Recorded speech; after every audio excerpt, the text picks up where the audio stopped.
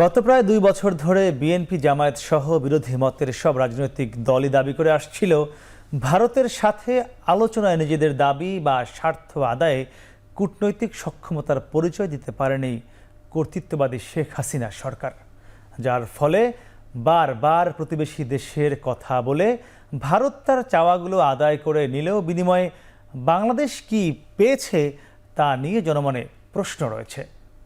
মূলত কর্তৃত্ববাদী শেখ হাসিনা সরকারের নতজানু পররাষ্ট্রনীতি ও অগণতান্ত্রিকভাবে ক্ষমতা টিকিয়ে রাখতে ভারতের ওপর নির্ভর করার কারণেই আলোচনার টেবিলে বাংলাদেশের কর্মকর্তারা কখনোই শক্ত ভূমিকা নিতে পারেনি বলে অভিযোগ রয়েছে। প্রতিবাদ করতে পারেনি সীমান্তে বর্বরচিত হত্যার বিরুদ্ধেও।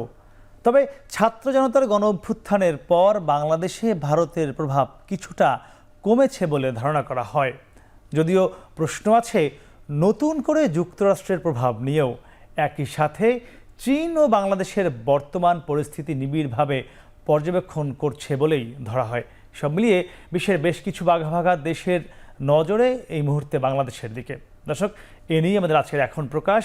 আমরা আলোচনার নাম দিয়েছি পররাষ্ট্রনীতির কাঁটা। আর পুরো আয়োজনে আপনাদের সাথে আছি আমি মাহমুদ রাকিব। এখন প্রকাশে আলোচনা করতে আমাদের সাথে স্টুডিওতে আছেন সাবেক রাষ্ট্রদূত ও আন্তর্জাতিক সম্পর্ক বিশ্লেষক এম হুমায়ুন কবির এবং এবি পার্টির যুগ্ম সদস্য সচিব ব্যারিস্টার আসাদুজ্জামান ফুয়াদ। আপনাদের স্বাগত।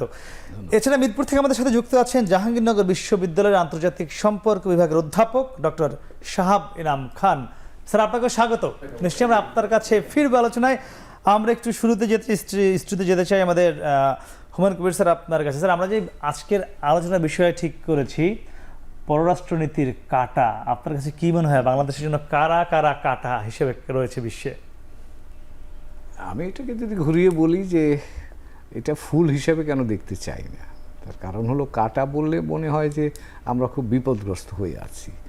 আসলে ফরেন পলিসি বা পররাষ্ট্রনীতি তো চয়েসের ব্যাপার। আমরা সিদ্ধান্ত নেই আমরা কার সাথে কীভাবে সম্পর্ক রাখবো, এবং সেটা করা হয়ে থাকে আমাদের নিজের স্বার্থের আলোকে, আমাদের জাতীয় স্বার্থ যেটাকে আমরা ন্যাশনাল ইন্টারেস্ট বলি, সেই ভিত্তিতে করি। এবং অন্য দেশগুলো তাই করে, সব দেশই তাই করে। এবং কাজেই সেই জায়গায় আমরা কার সাথে কী ধরনের সম্পর্ক রাখবো আমাদের চাহিদার আলোকে, সেই সিদ্ধান্তটা আমাদের হাতেই কিন্তু আছে।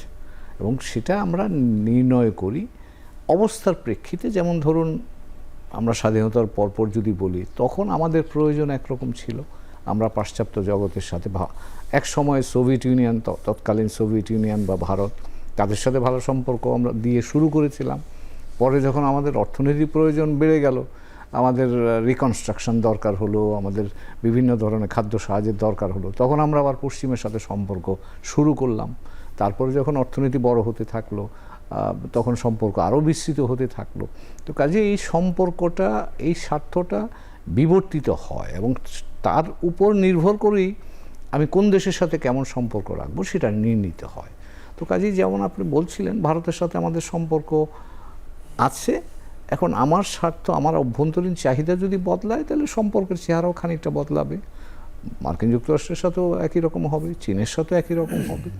তবে একটা কথা বলে রাখতে হবে, সেটা হচ্ছে আমাদের মতো দেশ যেখানে যারা সক্ষমতার দিক থেকে এখনও মডেস্ট যদি আমি বলি, সেখানে আমাকে সতর্কভাবে এই বন্ধু সিলেকশনটা করতে হয়। এবং যেহেতু আমরা বিভিন্ন কারণেই একটা চেইনের মতো, আমি একটা চেইন বলতে কোনটা বোঝাচ্ছি, আমাদের জাতীয় স্বার্থের অন্যতম গুরুত্বপূর্ণ জায়গা হচ্ছে আমার অর্থনৈতিক উন্নয়নের মধ্য দিয়ে মানুষের জীবন মানটাকে উন্নত করা। এটা কিন্তু আমার বেসিক নিড। এবং সেই বেসিক নিডটা যদি করতে হয়, তাহলে আপনাকে ব্যবসা বাণিজ্যের জায়গাটা আসে। এবং সেখানে যদি আমরা দেখি, তাহলে আপনি লক্ষ্য করবেন যে চীন, ভারত, মার্কিন যুক্তরাষ্ট্র, ইউরোপিয়ান ইউনিয়ন, ওইদিকে জাপান, এই পাঁচটা শক্তির সাথে আমাদের ভাইটাল রিলেশনশিপ। আমি চীন থেকে, ভারত থেকে র মেটেরিয়াল আমদানি করি, এখানে ভ্যালু এডিশনটা করে ইউরোপিয়ান ইউনিয়ন বা মার্কিন যুক্তরাষ্ট্রে এটা রপ্তানি করি। কাজে আপনি দেখবেন এই চারটা শক্তি কিন্তু আমার মৌলিক স্বার্থের সাথে এরা সবাই জড়িত। জাপান আমার বাইলেটারাল ডোনার হিসাবে আমাকে বিভিন্ন ধরনের প্রকল্পে সহায়তা দেয়। তো কাজে এদের সাথে আপনি সম্পর্ক বজায় রাখতে হবে, এবং সেটা আমার প্রয়োজনের তাগিদে আমাকে রাখতে হবে, সেখানে ক্যালিব্রেশন হয় অনেক সময় প্রয়োজনের মতো। জি স্যার, আমার প্রয়োজন। ফুদ ভাই, একটু যদি তথ্য দেই, তার আগে বলতে চাই যে ভারতকে আমরা বন্ধু রাষ্ট্র হিসেবেই জানি। সেই 1971 সালে আমাদের মুক্তিযুদ্ধের সময় থেকেই ভারত আমাদের নানান সময় পাশে দাঁড়িয়েছে আমাদের স্বাধীনতা অর্জনের ক্ষেত্রে। এর পাশাপাশি যদি আমি গত 15-16 বছরের কথা বলি, অর্থাৎ যে কর্তৃত্ববাদী সরকার দেশ ছেড়ে পালিয়ে যেতে বাধ্য হলো, সেই আমলে অর্থাৎ 2009 সাল থেকে 23 সাল পর্যন্ত 14 বছরের সীমান্তে বাংলাদেশের মানুষকে বিএসএফ হত্যা করেছে গুলি করে 579 জন। একটু যদি আরেকটু আপনাকে বলি, 2009 থেকে 13 সাল পর্যন্ত 5 বছরে 270 জন, এর পরের 5 বছরে 146 জন এবং সর্বশেষ 5 বছরে 162 জন বন্ধু রাষ্ট্রের হাতে বাংলাদেশে মানুষ হত্যা হলো সীমান্তে। বন্ধু রাষ্ট্রের এই আচরণ কেন ছিল? প্রথমত হচ্ছে যে পলিটিক্যাল সায়েন্সে আসলে বন্ধু রাষ্ট্র বলে কোনো টার্মস নাই, রাদার দ্যান এর উল্টাটা আছে, এনিমি স্টেট আছে। আপনি দেখবেন যে যুদ্ধের সময়, দ্বিতীয় বিশ্বযুদ্ধের সময় আমরা দেখলাম যে আমেরিকার নেতৃত্বে যে অ্যালায়েন্সটা হয়েছে, এটা অ্যালাইড ফোর্স বলে, এরা কিন্তু কেউ কাউকে ফ্রেন্ডলি স্টেট বলে না। ইউরোপিয়ান ইউনিয়নে দেখেন যে তারা ইউনিয়ন করেছে একটা ইকোনমিক কোঅপারেশনের জন্য, তারপরে হচ্ছে ফ্রি মুভমেন্টের জন্য, free movement of goods, persons, capital and so forth. সেখানে একটা বিষয় খুব পরিষ্কার যে কেউ কিন্তু কাউকে বন্ধু মনে করে না। এক্সাম্পল দেই, আপনার দেখেন যে অস্ট্রেলিয়ার সাথে আমেরিকার সম্পর্কের বিপরীতে ফ্রান্সের সাথে সম্পর্কটা একটা দ্বন্দ্বে জড়ায় গেল কিছু বিজনেস, কিছু মিলিটারি ডিফেন্স ম্যাটেরিয়ালস কেনা বেচার সম্পর্কের ব্যাপারে, যে সে শেষ পর্যন্ত এটা কার কাছ থেকে কিনবে। অস্ট্রেলিয়া সে ফ্রান্সের কাছ থেকে না কিনে পরবর্তীতে এটা আমেরিকার কাছ থেকে কিনলো। তো পরে আমরা দেখলাম যে একটা টাগ অফ ওয়ার শুরু হয়ে গেল। তো যারা অ্যালাইড ফোর্স আকারে নেটো পাওয়ার হিসেবে একসাথে যুদ্ধ করছে, এদের ভিতর সম্পর্কগুলোর মধ্যে দেখবেন যে প্রচুর ঝামেলা আছে। এই যে 74-এ ধরেন ইংল্যান্ড ইউরোপিয়ান ইউনিয়নে জয়েন করলো, কিন্তু আবার দেখেন কয়েক বছর আগে ব্রেক্সিট করে তারা রেফারেন্ডাম করে ওখান থেকে বের হয়ে আসছে। একই জাতি, লার্জলি একই সিভিলাইজেশন, একই ধর্ম, একই গায়ের রং, এত মিল থাকার পরেও তাদের চিন্তার দূরত্বটা কোথায়?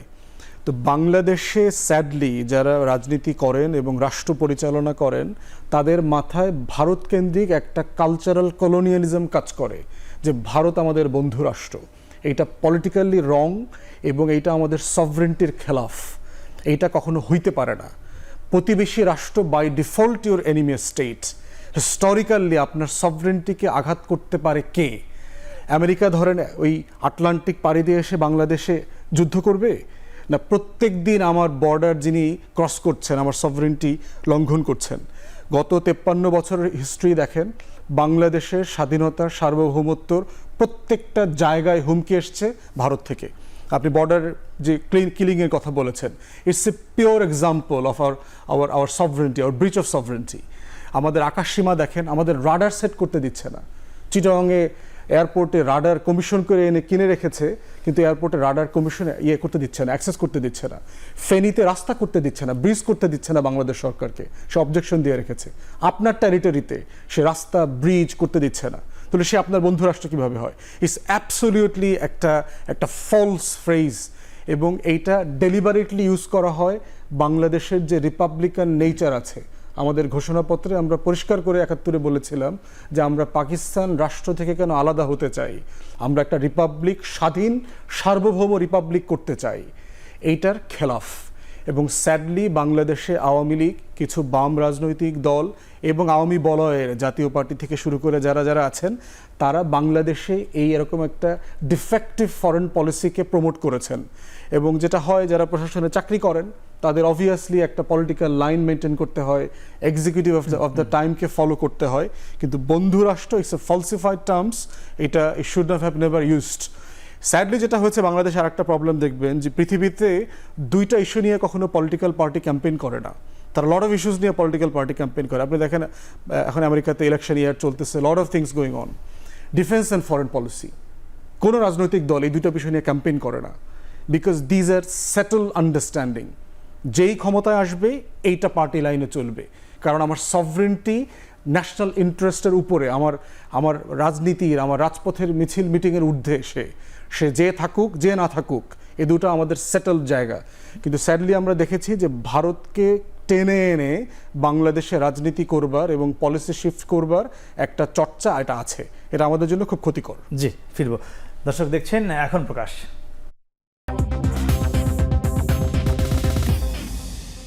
আমাদের সাথে রয়েছেন জাহাঙ্গীরনগর বিশ্ববিদ্যালয়ের আন্তর্জাতিক সম্পর্ক বিভাগের অধ্যাপক অধ্যাপক শাহাব এনাম খান। স্যার, আপনি নিশ্চয়ই আমাকে শুনতে পাচ্ছেন। একটু জানতে চাচ্ছিলাম, আমরা যে আলোচনায় ছিলাম যে পররাষ্ট্রনীতির কাটা, স্যার বলছিলেন যে কেন ফুল নয়। আমরা আবার কথা বলছিলাম ফুয়াদ ভাইয়ের সঙ্গে, সে বলছিল যে বন্ধু রাষ্ট্র হতে পারে না, হয় না, এটি নাকি আন্তর্জাতিক যে সম্পর্ক বিভাগ বা যেখানে রয়েছে পররাষ্ট্রনীতি সেখানে হয় না। মানে কেন আমরা ভারতকে বন্ধুরাষ্ট্র তাহলে বলে আসছি এত বছর ধরে, যদি বন্ধুরাষ্ট্র নাই হয়? ধন্যবাদ। আমি খুব মনোযোগ দিয়ে কথাগুলি শুনছিলাম। আমি একটু ব্যারিস্টার ফুয়াদের পয়েন্ট অফ ভিউ থেকে শুরু করি, এবং আমার মনে হয় উনি যথেষ্ট ক্লিয়ারলি কথাটা বলেছেন যে ভারতের সাথে বাংলাদেশের সম্পর্কটা আসলে কি হওয়া উচিত। আমি যদি রাশিয়া ইউক্রেন উদাহরণ নিই তাহলেও আমি ওটা দেখতে পারি।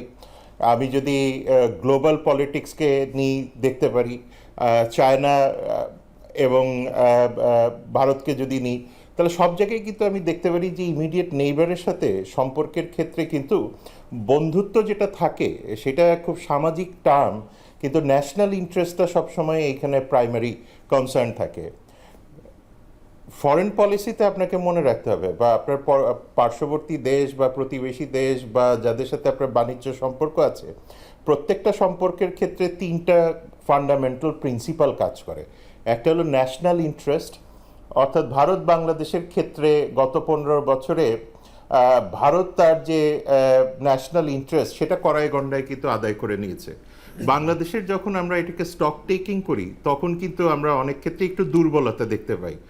ন্যাশনাল সিকিউরিটি বলে একটা বিষয় আছে যেটা স্টেটের ফান্ডামেন্টাল প্রিন্সিপালগুলির একটা, এবং সেই জায়গাতে যদি আপনি খেয়াল করে দেখেন যে বাংলাদেশের ন্যাশনাল সিকিউরিটির জন্য যে আমাদের আর্ম ফোর্সেস আছে বা যেই ধরনের ডিফেন্স পলিসিসগুলি আছে সেগুলিকে ইমপ্লিমেন্ট করতে গেলে নিশ্চিতভাবেই আমাদের তিন দিকেই ভারত, আর আরেকটা দিকে ছোটোভাবে কিন্তু আপনার মিয়ানমার। ফলে আমি সব দিক থেকেই যদি চিন্তা করি যে নর্থ ইস্ট ইন্ডিয়াকে নিয়ে, সেখানেও একটা ক্রাইসিস চলছে, আপনি মিয়ানমারের ক্রাইসিস চলছে, তার মানে কি আমার এই ক্রাইসিসগুলি মোকাবেলা করতে হলেও বা তাদের যদি পলিটিক্যাল ট্রানজিশন এবং কী ধরনের তাদের পলিটিক্যাল ট্রানজিশনগুলি হবে সেগুলি তো সবসময় আমার প্রতি যে সিম্প্যাথেটিক থাকবে বা আমার প্রতি যে কোঅপারেটিভ থাকবে এটা তো ভাবার কোনো কারণ নেই।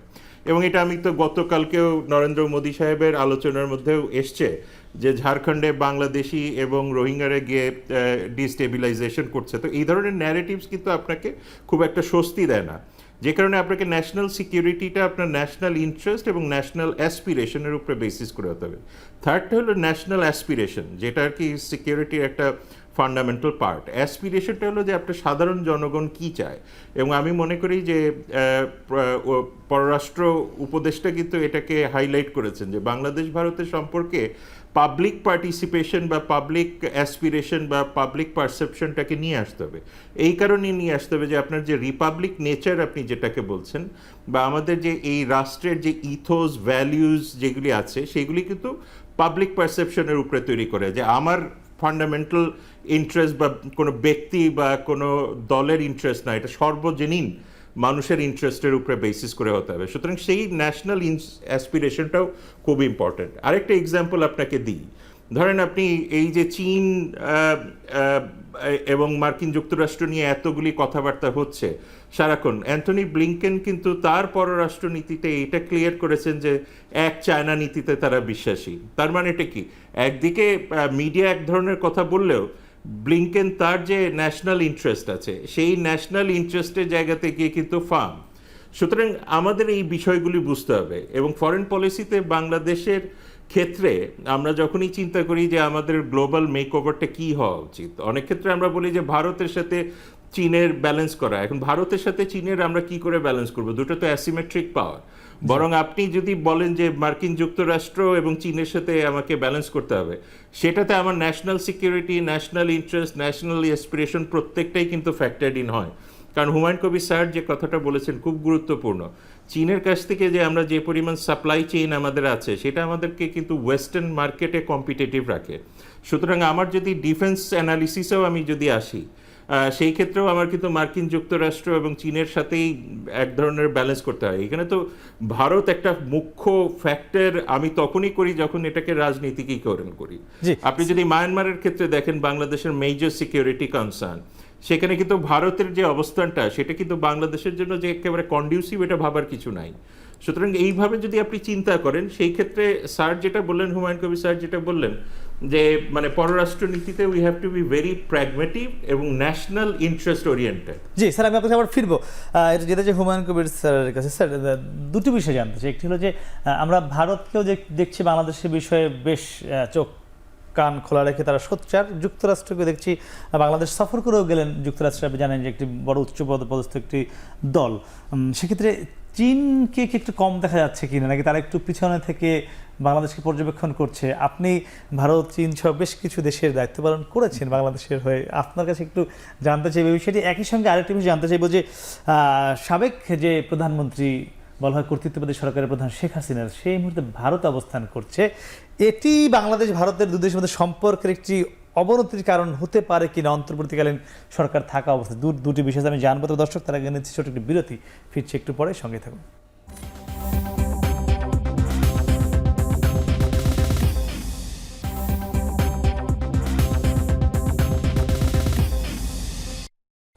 ফিরলাম বিরতির পরে। কথা বলছিলাম পররাষ্ট্রনীতির কাটা নিয়ে। আমরা ছিলাম হুমায়ুন কবির স্যার আপনার কাছে। স্যার, দুটি বিষয় ছিল, একটি হলো ভারত বা যুক্তরাষ্ট্রকে দেখা যাচ্ছে, চীন কোথায় আছে, আর দ্বিতীয়টি ছিল যে যেহেতু শেখ হাসিনা ভারতে রয়েছেন এই মুহূর্তে, অন্তর্বর্তীকালীন সরকারের সঙ্গে ভারতের সরকারের একটি সম্পর্কের অবনতি ঘটতে পারে কিনা। একটা একটু করে জবাব দিই। প্রথম প্রশ্ন যেটা আপনি করলেন, সেটা আমার কিছু স্বার্থ আছে, মার্কিনীদের কিছু স্বার্থ আছে, ভারতের কিছু স্বার্থ আছে, চীনাদের কিছু স্বার্থ আছে। সবগুলি স্বার্থ কিন্তু একই রকম না, কিন্তু এটাকে সাজুজ্যের মধ্যে আনতে হয় এবং এই কাজটাই এখন আমাদেরকে করতে হবে। আমাদের স্বার্থটা কি, এই মুহূর্তে আমরা বড় ধরনের একটা অর্থনৈতিক চাপের মধ্যে পড়েছি এবং এই চাপ থেকে উত্তরণের জন্য বাইরে থেকে আমার সহায়তা দরকার। এটা আমার প্রয়োজন, জি, আমার স্বার্থ। কে আমাকে এটা দিচ্ছে এই মুহূর্তে? আমাকে এই মুহূর্তে মার্কিনেরা বলছে, হ্যাঁ আমরা তোমাদেরকে সহায়তা দিতে পারি, কারণ বাংলাদেশে এই মুহূর্তে সহায়তা দিলে বাংলাদেশ ইকোনমিক্যালি গ্রো করলে, রিফর্মসগুলি যদি ঠিকমতো হয়, একটা ডেমোক্রেটিক স্ট্রাকচার যদি আসে, তাইলে এখানে একটা ইকোনমিক বুম হলে তার যে ব্যবসা বাণিজ্যের লাভ হবে। ডেমোক্রেসি থাকলে মার্কিন যুক্তরাষ্ট্রের পক্ষে বাংলাদেশ থাকবে, চীনের সাথে তার জিও পলিটিক্যাল কন্টেস্টে গিয়ে মোটামুটি বাংলাদেশকে সে মনে করতে পারে এটা আমার পক্ষে আছে। মার্কিন স্বার্থ। জি, ভারত তার স্বার্থ এতদিন বড় ধরনের স্বার্থ তারা অর্জন করেছে, এই মুহূর্তে চ্যালেঞ্জে পড়বার কারণে, স্বার্থের কারণে কিন্তু তারা এখন একটু মন খারাপ আছে, যে বুঝতে পারছে না সমস্যাটা কি হয়েছে। চীনারা চুপ করে বসে আছে, কারণ চীন জানে যে বাংলাদেশে ইনফ্রাস্ট্রাকচার ডেভেলপমেন্টে চীনের চাইতে কম্পিটিটিভ কেউ নাই। তো কাজে আপনি চান বা না চান, আপনি তার কাছে যাবেনই। তো তার মানে China has the best product নিয়ে বসে আছে আপনার কাছে। তো কাজে ওটা তার স্বার্থ, সে টাকা খাটাতে চায়, আপনার এখানে খাটাবার সুযোগ আছে। তো আপনি দেখেন চারটা স্বার্থ কিন্তু চার রকমের, কিন্তু এগুলোকে সাজুজ্যে আমি কিভাবে আনবো, দ্যাট ইজ আমার পররাষ্ট্রনীতির সফলতা ব্যর্থতা নির্ভর করে তার উপর। এবং এখানে আরও একটা জিনিস বলে রাখি, বেস্টার ফুয়াদ যে কথাটা বললেন, এখানে মনে রাখতে হবে যে একটা সময় ছিল কিন্তু সভরেন কনসেপ্টটা বা সভরেন্টি কনসেপ্টটা এক্সক্লুসিভ ছিল বলা হতো। এক্সক্লুসিভ বলতে আমি বোঝাচ্ছি আমার sovereignty is exclusive of your sovereignty, meaning that it's a competitive relationship, not collaborative. এখন কিন্তু আপনি দেখবেন, because of the globalization process during the last 30 years or 30-40 years, আমরা কিন্তু অনেক বেশি ইন্টারকানেক্টেড হয়ে গেছি এবং ইন্টারডিপেন্ডেন্স গ্রো করেছি। যেমন সাহাব কথাটা বলছিল, চীনের সাথে মার্কিন যুক্তরাষ্ট্রের প্রতিদ্বন্দ্বিতা স্ট্র্যাটেজিক পয়েন্ট অফ ভিউ থেকে, কিন্তু তাদের ট্রেড কিন্তু বাড়ছে, চাইনিজ ট্রেড গ্রো করছে এখনও, কারণ মার্কিন যুক্তরাষ্ট্র তার যে কনজামশন, এই কনজামশন মেটাতে গেলে তো চীনের কাছ থেকে ওটা তার এই সামগ্রী দরকার। তো কাজে ওই নিডটা কিন্তু ওখানে ওইভাবে হচ্ছে। তো কাজে 2 লেয়ার গেম চলছে এখানটায়। তো কাজে সেই জায়গা বিবেচনা করেই এখন আমরা যেটা বলি, ইন্টারডিপেন্ডেন্স হওয়ার ফলে আপনি শুধু কম্পিটিটিভ হলে চলবে না, আপনাকে কোলাবোরেটিভ ফ্রেমও কাজ করতে হবে। যখন যেখানে দরকার সেটাকে আপনার সেই পর্যায়ে। আরেকটা প্রশ্ন ছিল, আরেকটা যেটা বললেন যে বাংলাদেশের, আমি যেটা বলছিলাম একটু ইঙ্গিত করছিলাম, ভারত এখানে গত 15 বছরে নেট বেনিফিশিয়ারি হয়েছে তার জাতীয় স্বার্থ একচেটিয়া। তার জাতীয় স্বার্থ থেকে তার যেটুকু প্রত্যাশা ছিল সেটা সে অর্জন করতে পেরেছে। আমাদের দিক থেকে আমাদের ধারণা আমরা অনেক ক্ষেত্রেই হয়তো তাদেরকে আমরা আমাদেরটা পার্সু করিনি বা তাদেরকে ছাড় দিয়েছি। এখন ভারতের জন্য সমস্যা হয়েছে যে এই মুহূর্তে যেহেতু আওয়ামী লীগ সরকার নাই বা যে সরকারের কাছ থেকে তারা এই সুবিধাগুলো পেয়েছে সেগুলো তাদের মধ্যে এক ধরনের হতাশা তৈরি হয়েছে। এবং আরও একটা জিনিস হয়েছে যে যেভাবে এই সরকারটা পরিবর্তন হলো গত সরকারটা, এই বিষয়টাকেও তারা খুব ভালো উপলব্ধি করতে পারছে না, কারণ তারা ইনস্টিটিউশনালি জিনিসটাকে ম্যানেজ করেছে। জি।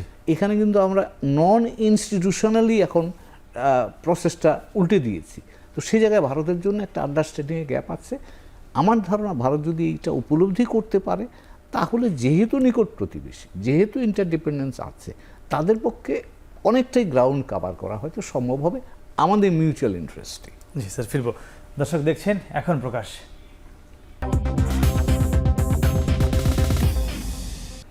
ফুদ ভাই, একদম ছোট্ট করে যেটা জানতে চাই, স্যারকে প্রশ্নটি করেছিলাম, শেখ হাসিনা মধ্যে ভারতে অবস্থান করছে, দু দেশের মধ্যে সম্পর্কের অবনতি দেখতে পাচ্ছেন কিনা এই বিষয়কে ঘিরে? আমাদের তো আসলে উন্নত সম্পর্ক ভারতের সাথে কখনো ছিল না স্যাডলি। আমরা বাংলাদেশে এবং ভারতের এস্টাবলিশমেন্ট, আমার কাছে মনে হয়েছে যে আমরা দুজনকে আসলে ভালো চিনি না, ভালো বুঝি না এবং বোঝার চেষ্টাও খুব বেশি করি নাই। ভারতের অ্যাটিটিউডটা হচ্ছে যে সে সবসময় আমার সাইজ দেখে আমাকে কাউন্ট করে এবং সে মনে করে যে আমি কাইন্ড অফ মানে ভেরি কোয়াসি ল্যান্ডলক কান্ট্রি আর কি। আমার বার্মারে অল্প একটু ছাড়া আমার কোনো অ্যাক্সেস নাই অন্য দেশের সাথে। তো এই জন্য তার এই বুলিং অ্যাটিটিউডটা যেটা করেছে, ভারতের ফরেন পলিসি ডিজাস্টার করেছে গত 77 বছরে। বাংলাদেশের স্বাধীনতা যুদ্ধে পাকিস্তানকে আলাদা করবার এই জায়গাটা ছাড়া ভারতের কিন্তু নেইবারহুডে কোনো ফরেন পলিসি সাকসেস নাই এবং যেটা সে 71-এ অ্যাচিভ করেছিল এটা 24-এ ধুলোয় মিশে গেছে। অতএব ভারতকে যেটা বোঝা দরকার যে আমার সাইজের উপরে আমার একটা ক্যাপাসিটি আছে, সেটা হলো যে ভারতের টেরিটোরিয়াল ইন্টিগ্রিটি প্রোভাইড করবার একটা জায়গা বাংলাদেশের আছে। বাংলাদেশ সাথে এই জন্য তার একটা ভালো সম্পর্ক দরকার। বাংলাদেশ ভারতের কাছ থেকে অনেক জিনিস আনে, কিন্তু শিহাব ভাই যেটা বলেছে যে চায়নার উপরে আমাদের যেভাবে ইকোনমিক ডিপেন্ডেন্সি আছে, ভারতের কাছ থেকে আমরা এমন জিনিস আনি না যেটা ভারত না দিলে আমরা as a country and economy collapse করবে, এরকম কিছু নাই। আমার হয়তো সামান্য একটু কস্ট অ্যান্ড ইনকনভিনিয়েন্স বাড়বে। আমি হয়তো আরেক দেশ থেকে আনলে আমার 7 দিন লাগবে, ভারত থেকে আনলে 2 দিন লাগবে। চায়নার সাথে আমাদের বাস্তবতাটা অনেক ডিফারেন্ট, বিকজ আমাদের এক্সপোর্ট মার্কেটের যে র materials largely and heavily dependent on Chinese supply. So Bharat এবং বাংলাদেশের এই বোঝার জায়গাটাতে পরিবর্তন দরকার যে আমাদের সাইজের বাইরে আমাদের একটা সম্মানজনক আইডেন্টিটি আছে, আমাদের একটা লম্বা ইতিহাস আছে স্ট্রাগলের, একসাথে বসবাসের জায়গাটাও আছে এবং আমাদের যে বাইল্যাটারাল ইস্যুসগুলো আছে, ভারত যদি আন্তরিক হয় এর প্রত্যেকটা টেবিলে বসে সমাধান করা সম্ভব। 4টা লার্জ ইস্যু ভারতের সাথে আমাদের। একটা হচ্ছে আমাদের রাজনীতিতে ইন্টারফেয়ার করা। এতগুলো ইস্যুর মাঝখানে শেখ হাসিনা এখন ভারতে অবস্থান করছে, এটি কি মনে করছেন? ওই 4টা ইস্যু ছাড়া মানে এটাকে আপনি ফিট ইন করতে পারবেন না এই উত্তরটা। প্রথম ইস্যু হচ্ছে আমাদের রাজনীতিতে ইন্টারফেয়ার করা বন্ধ করতে হবে, যেটা সে মালদ্বীপে, নেপালে, শ্রীলঙ্কায়, ভুটানে, আফগানিস্তানে, পাকিস্তানে সব জায়গাতে করে তার ফরেন পলিসি ডিজাস্টার হয়েছে, বাংলাদেশেও হয়েছে। অতএব তার এই ইন্টারফেয়ারেন্সটা বন্ধ করা দরকার। দ্বিতীয়ত হচ্ছে সীমান্ত হত্যার কথা আপনি বলেছেন। বাণিজ্য ঘাটতি আছে আমাদের এবং আমাদের 54টা নদীর পানির অমীমাংসিত পানির বিষয় আছে। এর প্রত্যেকটা জায়গা মীমাংসা করা সম্ভব টেবিলে বসে। আমাদের এনাফ পানি আছে, 2 দেশের সাফিসিয়েন্ট নিড পূরণ করবার মতো পানি আছে, 2 দেশের সাফিসিয়েন্ট ইনভেস্ট অ্যান্ড ট্রেড করবার মতো স্পেস আছে, 2 দেশ বেনিফিটেড হবে। 2 দেশের সাফিসিয়েন্টলি আপনার বর্ডার পেট্রোল করে সিকিউর করবার মতো অ্যারেঞ্জমেন্ট আছে, দরকার গুডউইল। এই জায়গাটা যদি হয় না, তখন হাসিনার বন্দি বিনিময় চুক্তি করে অথবা ইন্টারপোলকে দিয়ে হাসিনাকে ফেরত আনার প্রশ্নটা অ্যারাইজ করতো না। এই মুহূর্তে আমি মনে করি না দিল্লি অথবা ঢাকা কেউই সম্পর্ক ডিটোরিয়েট করাটা অ্যাফোর্ড করতে পারবে। ফর বোথ অফ দেম কেউ পারবে না, অ্যাফোর্ড করতে পারবে না। আমার ঢাকার এখন দরকার স্টেবিলিটি। আমি এখন একটা পলাতক আসামির পিছনে আমি সময় দেব, এফোর্ট দেব, না আমি রাষ্ট্রকে স্থিতিশীল করব, ইকোনমিকে ঘুরে দাঁড় করাবো। দিল্লির বাস্তবতা হচ্ছে দিল্লি জানে she is the most hated country in Dhaka now, in Bangladesh. So তাকে এই রিলেশনশিপ, এই সুনাম, সম্পর্ক, ভালোবাসাটা মানে রিগেইন করতে হবে তাকে। অতএব হাসিনা নিয়ে বাড়াবাড়ি করলে দুই পক্ষের কারোই বেনিফিট হবে না। জি, আমি আপনার কথা সূত্র ধরে একটু যেতে চাই শাহাব খান স্যার আপনার কাছে।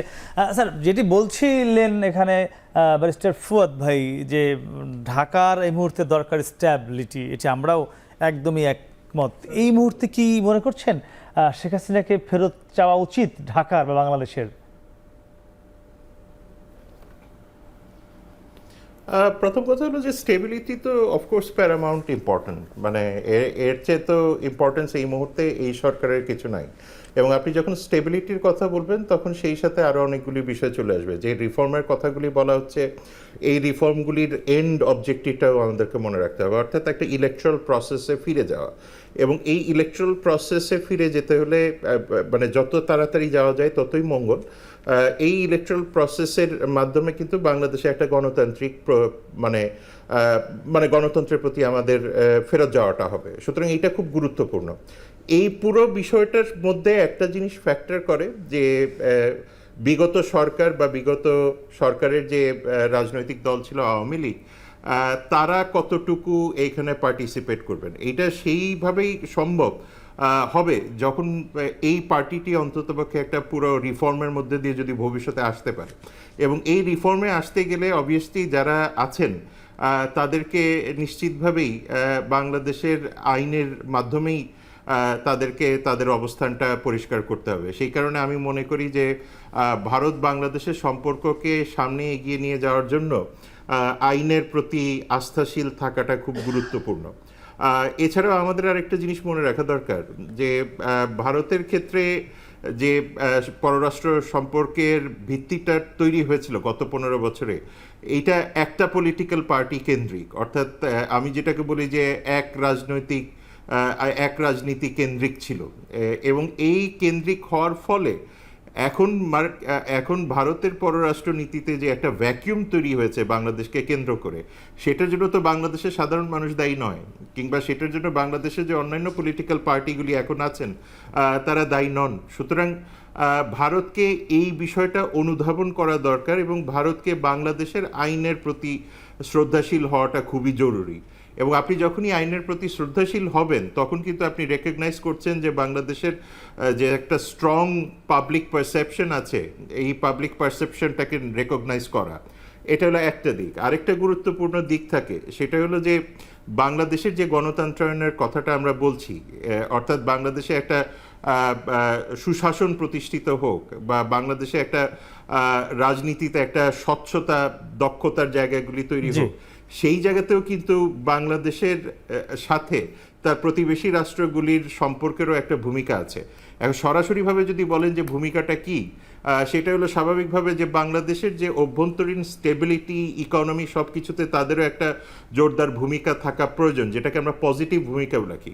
কিন্তু আপনি যদি সারাক্ষণ একটা এককেন্দ্রিকভাবে চিন্তা করেন, সেটা প্রাক্তন প্রধানমন্ত্রী হোক বা একটা পলিটিক্যাল পার্টি হোক, তাহলে কিন্তু আপনি বাংলাদেশের যে স্থিতিশীলতা, বাংলাদেশের যে গতি প্রকৃতি, গণতন্ত্রায়ন, এটার মধ্যে আপনি কন্ট্রিবিউট করতে পারবেন না। সুতরাং সেই বিষয়গুলিও আমাদের এখন অনুধাবন করা উচিত। দিল্লির তো নিশ্চিতভাবেই অনুধাবন করার সময় এসছে। জি স্যার, আপনাকে অসংখ্য ধন্যবাদ আমাদের সঙ্গে যুক্ত কথা বলার জন্য। স্যার, একটি বিষয় আমরা একটু আলোচনার একটু বিষয় একটু পরিবর্তন করতে চাই। সম্প্রতি যে মার্কিন যুক্তরাষ্ট্র বাংলাদেশে একটু উচ্চ পর্যায়ের প্রতিনিধি দল সফর করলো বাংলাদেশে, আপনি কি মনে করেন এই সফরের মাধ্যমে আগের যে কর্তৃত্ববাদী সরকার ছিল তাদের সঙ্গে যে যুক্তরাষ্ট্রের একটি সম্পর্কের টানাপোড়েন ছিল বাংলাদেশের সঙ্গে, সেটি কি ঘুচবে কি না, কি মনে হয় আপনার? স্যার, আমি সে উত্তর জানবো। তবে দর্শক, তার আগে নিচ্ছে আমরা ছোট্ট একটি বিরতি, ফিরছি একটু পরে, সঙ্গেই থাকুন।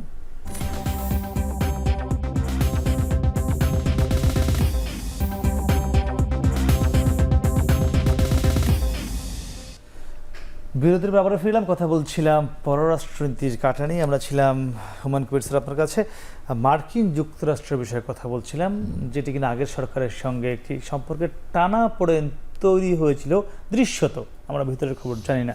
কি মনে করছেন এই যে সফরটি হলো দুদিনের, সেই সম্পর্কটা কি ঘুচবে? এটা আমি দুইটা অ্যাঙ্গেল থেকে দেখি। একটা হচ্ছে মার্কিন যুক্তরাষ্ট্রের দিক থেকে যদি আমি দেখি, তাহলে কিন্তু এটা বলা যায় যে মার্কিন যুক্তরাষ্ট্র গত প্রায় 3-4 বছর ধরেই বাংলাদেশের সাথে তাদের অর্থনৈতিক যোগাযোগটা বাড়াবার জন্য সচেষ্ট থেকেছে। এমনকি গত মে মাসে যে টিমটা এসেছিল, এবার যা আসছে তার চেয়েও সিনিয়র লেভেলের লোকজন ছিল।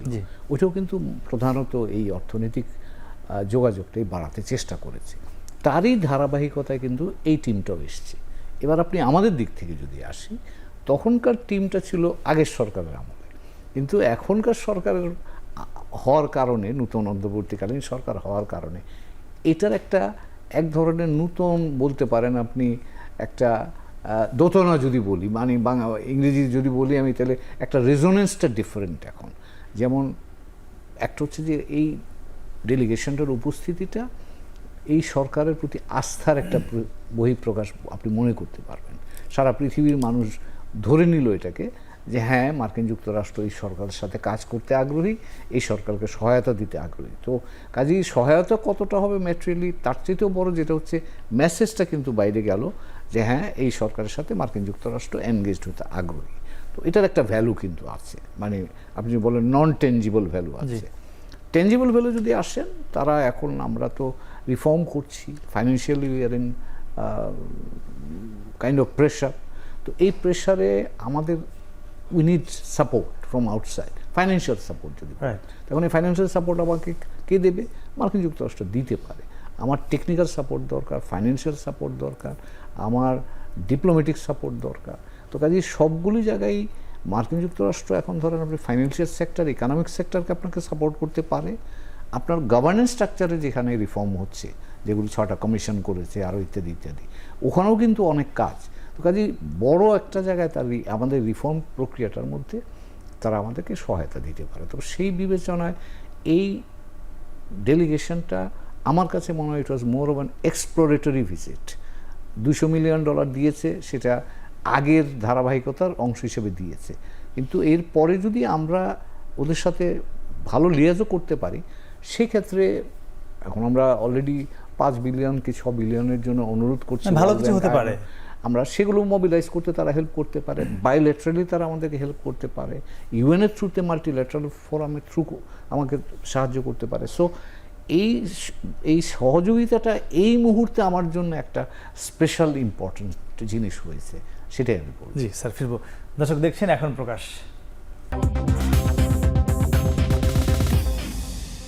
স্যার যে কথাগুলো বলছিলেন নিশ্চয়ই আপনি শুনেছেন। সেক্ষেত্রে যুক্তরাষ্ট্র আমাদের দিকে নানানভাবে সহযোগিতার হাত বাড়াচ্ছে। এটিকে আবার আরেকটি আমাদের দেশের জনগণ মনে করতে পারে যে বাংলাদেশ এখন ভারত বিমুখ হয়ে যুক্তরাষ্ট্রের দিকে ঝুঁকছে, মানে আমাদের যে বাংলাদেশ আমরা মানে এর দিকে ঝুঁকছি, ওর দিকে ঝুঁকছি, সেটি আবার নিয়ে মানে আপনারা যারা রাজনীতি করেন, আপনাদের কোনো মনের মধ্যে প্রশ্ন তৈরি হতে পারে কিনা? প্রথম কথা হচ্ছে যে আমাদেরকে এবং দেশবাসীকে বুঝতে হবে যে আমরা যার সাথে সম্পর্ক করব সে আসলে কি ভাবছে। গত বছর জুলাই মাসে আমাদের যে ন্যাশনাল ডিফেন্স কলেজ আছে, সেখানে আমেরিকান অ্যাম্বাসেডর পিটার হার্শ সে একটা অ্যাড্রেস করে এবং সেখানে সে পরিষ্কার করে বলে যে বাংলাদেশের সাথে আমাদের 5 পয়েন্ট এঙ্গেজমেন্ট আছে। প্রথমটা কি, আমেরিকা চায় বাংলাদেশে একটা স্টেবল, পিসফুল, মানে স্থিতিশীল, শান্তিপূর্ণ একটা বাংলাদেশ, দেশটা এরকম থাকবে। দ্বিতীয়ত, আমেরিকা দেখতে চায় বাংলাদেশে যে উদার নৈতিক মূল্যবোধগুলো আছে, গণতন্ত্র, মানবাধিকার, সুশাসন, স্বচ্ছতা, জবাবদিহিতা, এই যে কথাগুলো তারা বলে, এগুলো এই দেশে প্র্যাকটিসড হোক। তৃতীয়ত, তারা দেখতে চায় যে ইকোনমিক্যালি আমরা স্টেবল, আমাদের যে লেবার রাইটস আছে, আমাদের যে শ্রমিকদের অধিকার, ন্যূনতম মজুরি, ট্রেড ইউনিয়ন করা, ব্যবসা বাণিজ্য করবার জন্য যে বান্ধব পরিবেশটা দরকার, ব্যুরোক্রেসির যে লালফিতা আছে এগুলো যেন কমে যায়, রিফর্মড হয়, এই বিষয়গুলো তারা দেখতে চায়। ফোর্থ হচ্ছে তারা দেখতে চায় আমাদের পরিবেশ, এনভায়রনমেন্টালি আমরা কিন্তু অনেক ভালনারেবল কান্ট্রি, আমরা বঙ্গোপসাগরের তীরবর্তী দেশ, উষ্ণায়নের কারণে আগামী 2050 সালে যে 10টা দেশ পৃথিবীতে সবচেয়ে বেশি ক্ষতিগ্রস্ত হবে উষ্ণায়নের কারণে, জলবায়ুর কারণে, বাংলাদেশ তার মধ্যে একটা। এই ক্রাইসিসটাকে আমরা কীভাবে অ্যাডপ্ট করি, অ্যাড্রেস করি, ঘন ঘন বন্যা হচ্ছে, বৃষ্টি হচ্ছে, আবার যখন বৃষ্টি দরকার তখন প্রচণ্ড গরম পড়ছে, এক্সট্রিম শীত পড়ছে, এই ঘটনাগুলোকে আমরা কীভাবে অ্যাড্রেস করি। আর পঞ্চমত হচ্ছে রোহিঙ্গা ক্রাইসিস, যে এই যে বিশাল একটা রিফিউজি আছে, এই রিফিউজিটা বাংলাদেশের বার্মার সীমান্তে আছে, সেখানে 13-14 লক্ষ মানুষ আছে। এই সীমান্তের সাথে বার্মা অ্যাক্ট, চায়নাকে কন্টেইন করা, চায়নার বার্মার মধ্য দিয়ে বঙ্গোপসাগরে অ্যাক্সেস নেয়া, এই প্রত্যেকটা বিষয়কে সে অবজার্ভ করছে এই জায়গাটা দিয়ে। এই 5টা হচ্ছে তাদের দিক থেকে তারা দেখতে চায়। বাংলাদেশ কি চায় আমেরিকার কাছে? আমরা চাই বিদেশি বিনিয়োগ। আমেরিকা এখনও বাংলাদেশে এফডিআই ওয়াইজ সবচেয়ে বড় বিনিয়োগকারী রাষ্ট্র বাংলাদেশে গত 53 বছরে। আমরা চাই এই বিনিয়োগটা আরও শত শত বিলিয়ন ডলারে বাড়ুক, কারণ বিনিয়োগ বাড়লে আমার দেশে কর্মসংস্থান তৈরি হবে। দ্বিতীয়ত হচ্ছে টেকনোলজি অ্যান্ড স্কিল ট্রান্সফার করা দরকার। যে মিড লেভেলে কোম্পানিগুলো, যেটা ইন্ডিয়াতে আমরা দেখেছি, চায়নাতে দেখেছি, টেকনোলজিক্যাল কোম্পানিগুলো ডেভেলপ করার কারণে, ওখানে ইনভেস্ট করার কারণে যেটা হয়েছে, একটা প্রফেশনাল ক্লাস ডেভেলপ করেছে। এরকম বড় বড় ফোনের কোম্পানি, গাড়ির কোম্পানি যদি আমেরিকা এবং ইউরোপ থেকে আসে, আমাদের এখানে স্কিল ডেভেলপ করবে। আমরা এটা চাই। আমরা চাই, বাংলাদেশে আমেরিকান অ্যাম্বাসেডর ইন্টারভিউতে বলেছেন যে বিদেশি ছাত্র বাংলাদেশে পড়তে যাওয়ার সংখ্যা আগের থেকে অনেক গুণ বেড়েছে। এটা বর্তমানে আমেরিকাতে যে বিদেশি ছাত্র আছে এই সংখ্যায় বাংলাদেশ হচ্ছে 13তম। আমেরিকান অ্যাম্বাসেডর বলেছে যে দুনিয়াতে জনসংখ্যাতে বাংলাদেশ হচ্ছে 8ম। আমরা চাই আরও বেশি বাংলাদেশি ছাত্রছাত্রী আমেরিকাতে পড়তে আসুক এবং সংখ্যাটা 8-এ চলে আসুক, 8মে চলে আসুক। তাহলে আমরা চাইবো যে বাংলাদেশ থেকে লক্ষ লক্ষ ছেলে মেয়েরা আমেরিকা কি নেবে, যুক্তরাষ্ট্র কি নেবে? আপনি কিছু বলছিলেন যে তারা চায় বাংলাদেশে ভালো অবস্থা হোক, এগুলো ঠিক। বিজনেস, সে যেখানে ইনভেস্ট করবে সে ইনভেস্ট থেকে তো প্রফিট নেবে। সে তো এখান থেকে প্রফিট করছে অলরেডি। বিভিন্ন সেক্টরে যে আমেরিকানরা ইনভেস্ট করছে, এবং আপনার মনে থাকার কথা গত কয়েক মাস আগে আমেরিকান ইনভেস্টর যারা আছে তারা বাংলাদেশে ডলার রিজার্ভের ক্রাইসিস থাকবার কারণে তারা ট্যাক্স পে করবার পরেও টাকা আমেরিকাতে ট্রান্সফার করতে পারছে না, কারণ বাংলাদেশ সরকার তার প্রফিটের টাকাটা ডলারে দিতে পারছে না। এয়ারলাইন্সের টাকা আছে, বিভিন্নভাবে টাকা আছে। আমেরিকা বাংলাদেশ থেকে আসলে প্রফিট করাটা তার পারপাস না, তার এখানে কৌশলগত সম্পর্কের জায়গা আছে, ভৌগোলিক বিষয় আছে। কিন্তু যেহেতু বাংলা পৃথিবীর সবচেয়ে গুরুত্বপূর্ণ রাজনৈতিক রাষ্ট্র, অর্থনৈতিক রাষ্ট্র, তার কাছ থেকে আমার নেবার আছে অনেক। এবং আমাদের যে ডিপ্লোম্যাটিক সার্কেলে আলোচনা হচ্ছে, সেখানে আমরা দেখেছি যদি বাংলাদেশ পারে বছরে 10 লক্ষ ছাত্র পাঠাতে, তারা নিতে পারবে। তাদের আগ্রহে কমতি নাই, তারা প্রস্তুত আমাদের দেওয়ার জন্য। জি স্যার, একটু বিষয় জানতে চাই, এই যে এখন তো বলা হয় আসলে গ্লোবাল ভিলেজ, তো এই গ্লোবাল ভিলেজের যুগে এসে বন্ধুরাষ্ট্র বলি আর দূরদেশের রাষ্ট্র বলি, কাউকে আসলে ছেড়ে দেওয়া বা অ্যাভয়েড করার সুযোগ নেই। সেক্ষেত্রে আমাদের এই যখন পরিস্থিতি, আমাদের একদিকে ভারত, একদিকে যুক্তরাষ্ট্র, চায়না, রাশিয়া, জাপান, অনেক দেশের সঙ্গে আমাদের নানানভাবে আমরা সংযুক্ত রয়েছে। এক্ষেত্রে আমাদের এই মুহূর্তে এই সবাইকে নিয়ে চলবার জন্য আসলে বাংলাদেশের কি করণীয় বলে আপনি মনে করছেন স্যার? আমি সে উত্তর জানবো স্যার। তো দর্শক, তার আগে নিচ্ছি শেষবার মধ্যে আরেকটি বিরতি ফিরছি, একটু পরে সঙ্গে থাকুন।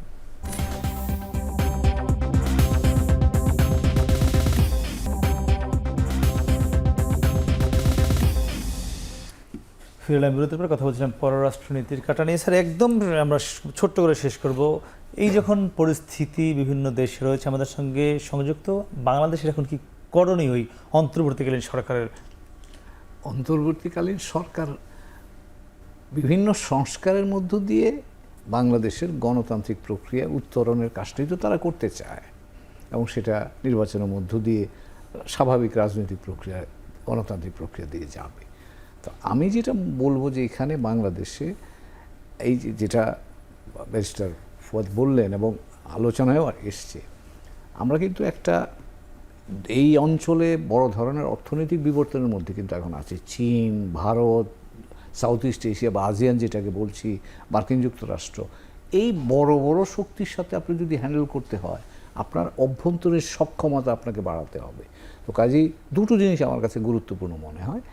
একটা হচ্ছে যে আপনাকে আপনার শিক্ষা এবং দক্ষতা অভ্যন্তরীণভাবে আপনাকে বহু গুণে বাড়াতে হবে, এবং তাতে পৃথিবীর যেখানে সর্বোচ্চ শিক্ষা পাওয়া যায় সেখান থেকেই এটা নিতে হবে।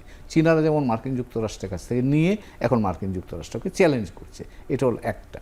আর দ্বিতীয় যে জায়গাটা, সেটা হচ্ছে আমাদের মধ্যে এক ধরনের অন্তর্মুখিতা আছে মানসিকভাবে। আমরা মনে করতে হবে যে বাংলাদেশকে যদি ভবিষ্যতে উন্নত বাংলাদেশ হতে হয়, আপনি বৈশ্বিক প্রক্রিয়ার অংশ হতে হবে। সেখানে আমার বড় ধরনের একটা মানসিক পরিবর্তনের দরকার আছে, এবং আমরা আমাদেরকে বৈশ্বিক নাগরিক হিসাবে দেখবার জায়গায় আমাদেরকে নিয়ে যেতে হবে। অনেক সংস্কারের মধ্যে এই এখনকার অন্তর্বর্তী সরকার যদি এই কাজগুলো করে যেতে পারেন, আমি মনে করব তাহলে তারা একটা ভালো কাজ করে গেলেন। জি স্যার, ফুদ ভাই 1 মিনিটের মধ্যে জানতে চাই, সেটি হলো যে স্যার যে কথাগুলো বললো কি কি করণীয় এটি করতে, যেমন বাংলাদেশে একটি আলোচনা রয়েছে যে অন্তর্বর্তীকালীন সরকারের কতটুকু সময় দেওয়া উচিত, আন্তর্জাতিক সম্প্রদায় থেকে আসলে কতটুকু সময় দেওয়া উচিত বলে আপনি মনে করছেন এই কাজগুলো করবার জন্য? আসলে সময়ের থেকে আমার মনে হয় যে আমাদের ওয়ার্ক ফোকাসটা হওয়াটা বেশি জরুরি আর কি। মানে এটা আসলে তো এক্সাম না যে আমরা আসলে একটা ম্যাট্রিক পরীক্ষা দিতে গেলাম, একটা অ্যাডমিশন টেস্টের বিষয় না। আমাদের ফার্স্ট চ্যালেঞ্জ হচ্ছে আমাদের ইকোনমিক স্টেবিলিটি। 3টা ফাউন্ডেশন আছে আমাদের অর্থনীতির। একটা হচ্ছে প্রবাসী আয়। তাহলে প্রবাসী আয় যদি আমাকে বাড়াতে হয়, আমাকে একই জায়গাতে আর একটু স্কিল লোক পাঠাতে হবে। আপনি কি সুইপার পাঠাবেন না সুইপারের ম্যানেজার পাঠাবেন? তো যদি সুইপারের ম্যানেজার পাঠাতে চান, একটু আইটি জানবে, একটু ইংরেজি জানবে, চলে একই লোককে আপনি পাঠালে 3 গুণ বেশি টাকা সে বাংলাদেশে পাঠাবে। জি, তাহলে আমার প্রবাসী আয় বাড়াতে হবে, আমার এক্সপোর্ট বাড়াতে হবে, আমার আনএমপ্লয়মেন্ট কমানোর জন্য আমার লক্ষ লক্ষ স্টুডেন্টকে এক্সপোর্ট করতে হবে, এবং এইটার জন্য যার সাথে যে ধরনের স্টেবল রিলেশনশিপ দরকার, দক্ষতার সাথে সেটা ম্যানেজ করতে হবে। জি নিশ্চয়ই। দর্শক, আমরা শুনছিলাম আমাদের অতিথির কথা, তারা বলছিলেন যে বাংলাদেশের স্বার্থ যাতে হাসিল হয় তার জন্য যে যে দেশ রয়েছে তাদের সঙ্গে যে সম্পর্ক প্রয়োজন নিশ্চয়ই সেটি বাংলাদেশ করবে। যেটি বলা হয়েছিল যে কারোর সাথে শত্রুতা নয়, সবার সঙ্গে বন্ধুত্ব, সেটি করা হবে। তবে এখানে অবশ্যই যেন বাংলাদেশের স্বার্থ সবার আগে দেখা হয়, নিশ্চয়ই অন্তর্বর্তীকালীন সরকার সেটিই দেখবে। সেই প্রত্যাশা শেষ করছে আজকের এখন প্রকাশ। শুভরাত্রি।